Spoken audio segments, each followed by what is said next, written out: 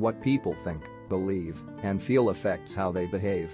The natural and extrinsic effects of their actions, in turn, partly determine their thought patterns and effective reactions. People who believe they have the power to exercise some measure of control over their lives are healthier, more effective, and more successful than those who lack faith in their ability to effect changes in their lives.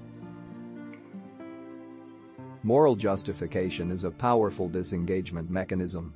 Destructive conduct is made personally and socially acceptable by portraying it in the service of moral ends.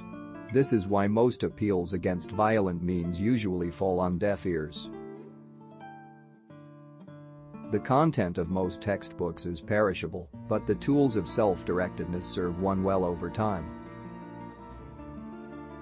If self-efficacy is lacking, people tend to behave ineffectually, even though they know what to do.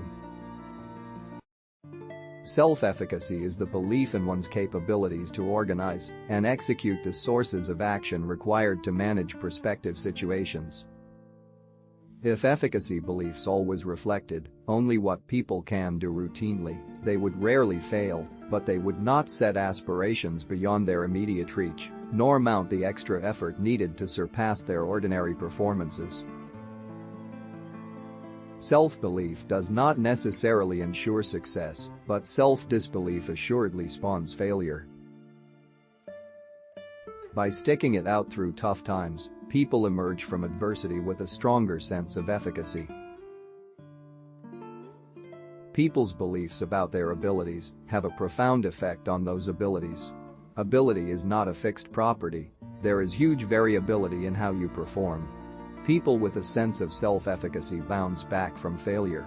They approach things in terms of handling them, rather than worrying about what can go wrong.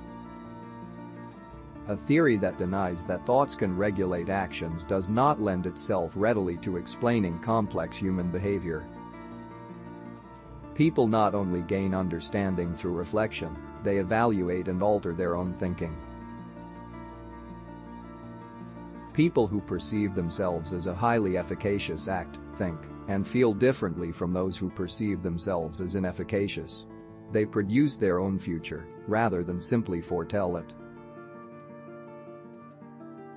People with high assurance in their capabilities approach difficult tasks as challenges to be mastered, rather than as threats to be avoided. We are more heavily invested in the theories of failure than we are in the theories of success. Once established, reputations are not easily changed. Gaining insight into one's underlying motives is more like a belief conversion than a self-discovery process. Psychology cannot tell people how they ought to live their lives, and it can, however, provide them with the means for effecting personal and social change. Success and failure are largely self-defined in terms of personal standards. The higher the self-standards, the more likely will given attainments be viewed as failures, regardless of what others might think.